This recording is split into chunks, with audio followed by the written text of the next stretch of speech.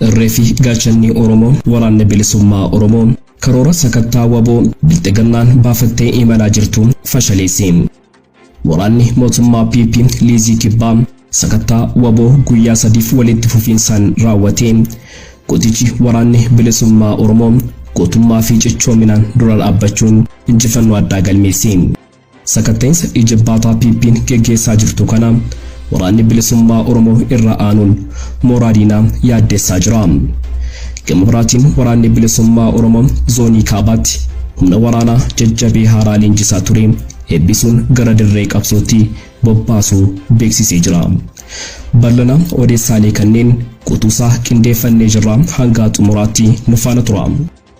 Waraanni bilxiginnaa dirree waraanaa irratti waboo dadhabee ilmaan Oromoo meeshaa maleeyyii galaafachaa jiraachuun himame. Waraanni faashistii kun Gujii lixaatti nama 7 ajjeesuun beekamee jira.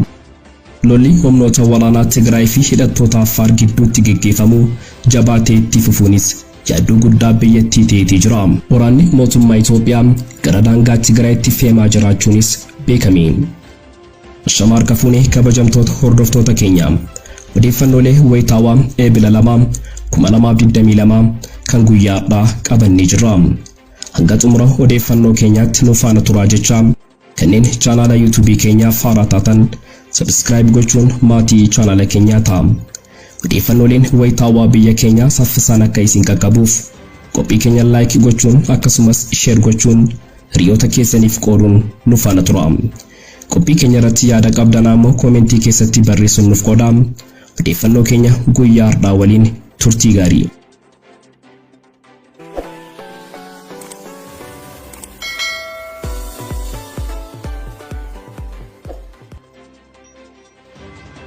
Reefi gaachanni Oromoo waraanni bilisummaa Oromoo karoora sakattaa waboo bilxiginnaan baafattee imalaa jirtu fashaleesse.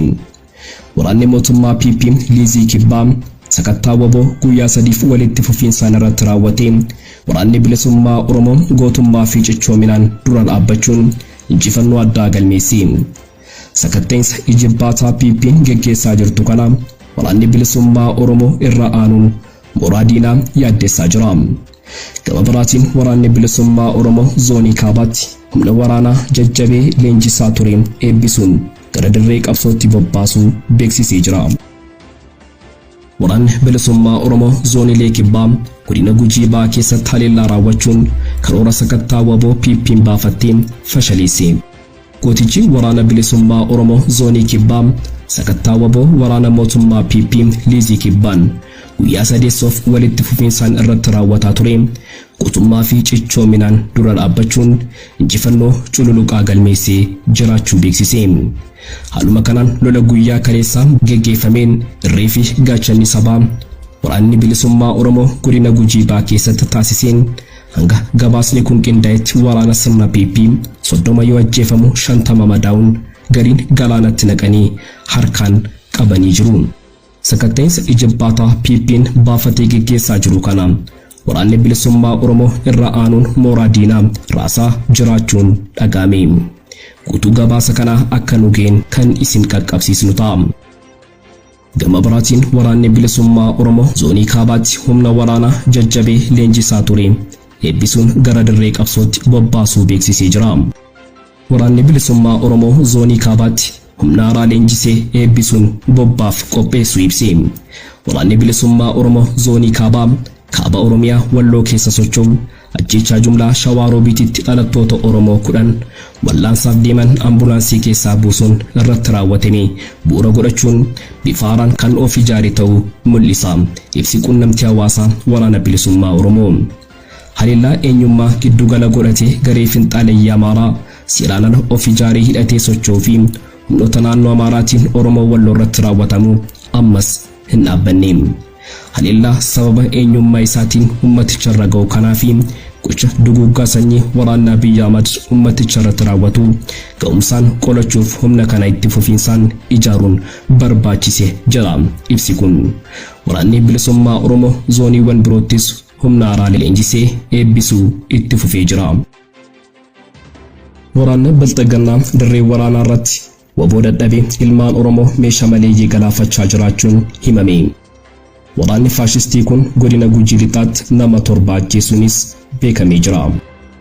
Waraanni Bilxiginnaa Gujii lixaatti maatii tokko keessaa namoota 4 albeedhaan yoo qalu ollaama isaaniidhaa namoota 3 rasaasan ajjeesuun himame.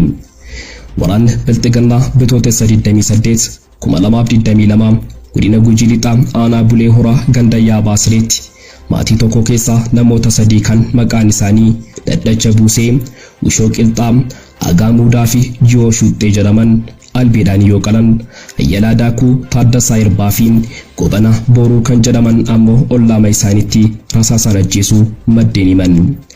Jarreen ajjeefaman kunneen badii qabaatanii osoo hin taane tarkaanfii waraanni bilisummaa Oromoo gandicha keessatti waraana Bilxiginnaa irratti fudhateen of koruu dadhabuudhaan aarii isaanii uummata nagaatti ba'an jedhu maddeen. Namoonni ajjeefaman kunneen siyaasa keessaa qooda kan hin qabne ta'us odeeffannee jirra. Oduma wal fakkaatuun waraanni murna Bilxiginnaa uummata Oromoo ajjeesuu qofaaf bobba'an godina Qeellam Wallaggaa aanaa Sayyoo ganda Alakuukuusaayitti bitootessa 29 2022 mana sakatta'uun isintu waraana bilisummaa Oromoo mana keessa bulchee nu rukuchiise jechuun namoota nagaa 6 mana gadi fuudhanii rifaatu tokko malee rasaasaan ajjeesuu maddeen himan.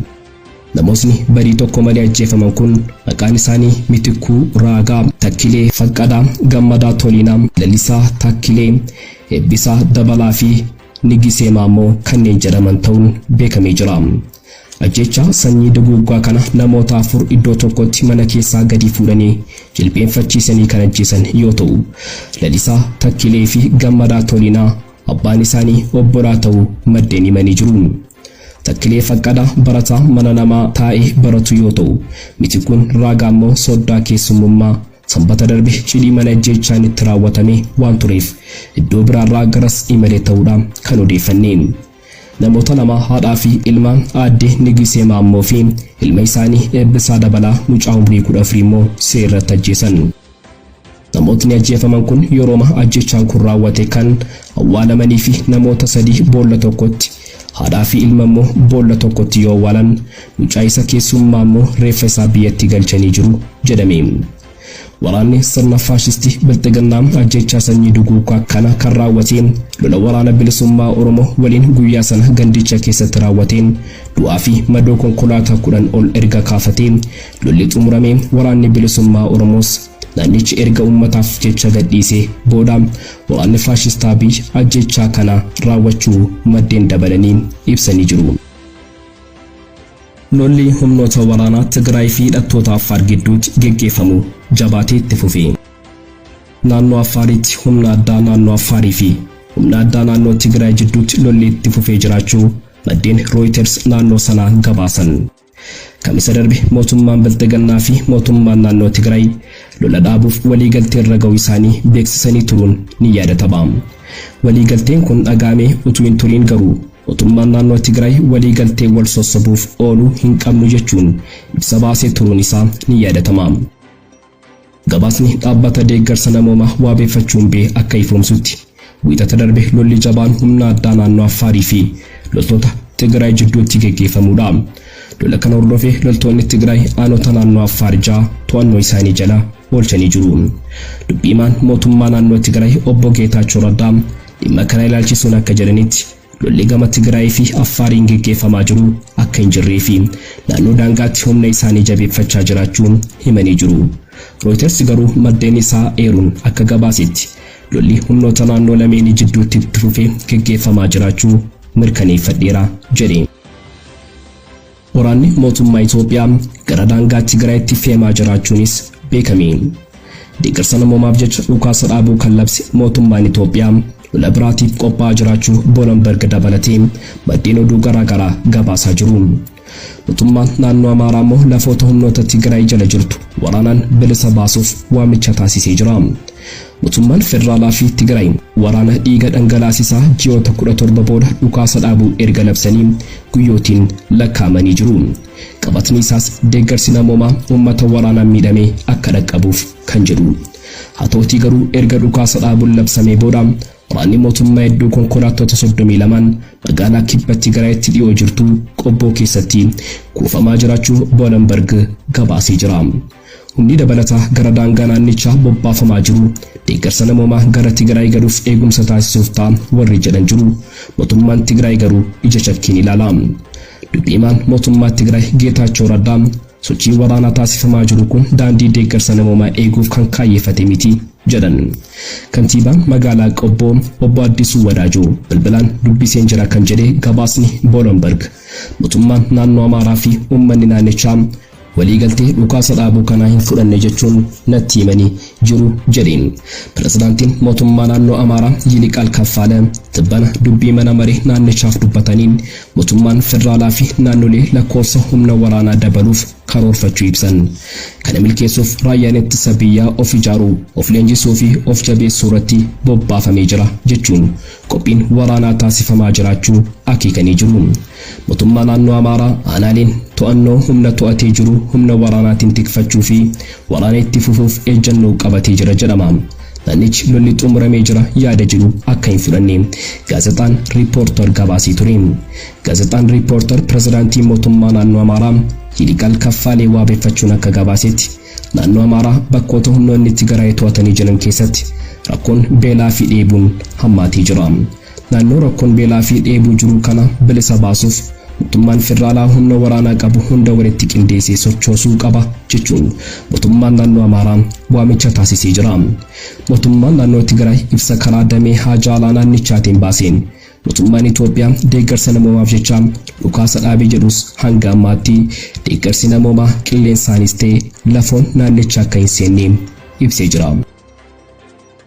Egaan kabajamtoota hordoftoota keenya odeeffannoolee wayitaawaa nuti guyyaadhaaf qabannee dhiyaannee asumarratti goolabama. Kanneen chaanala YouTube keenyaa faaraa taatan subscribe gochuun maatii chaanala keenyaa ta'a. Odeeffannooleen wayitaawaa biyya keenyaa saffisaan akka isin qaqqabuuf qophii keenya like gochuun akkasumas share gochuun hiriyoota keessaniif qooduun nu faana tura. Hanga xumura odeeffannoo keenyaatti waan nu faana turtaniif galatooma.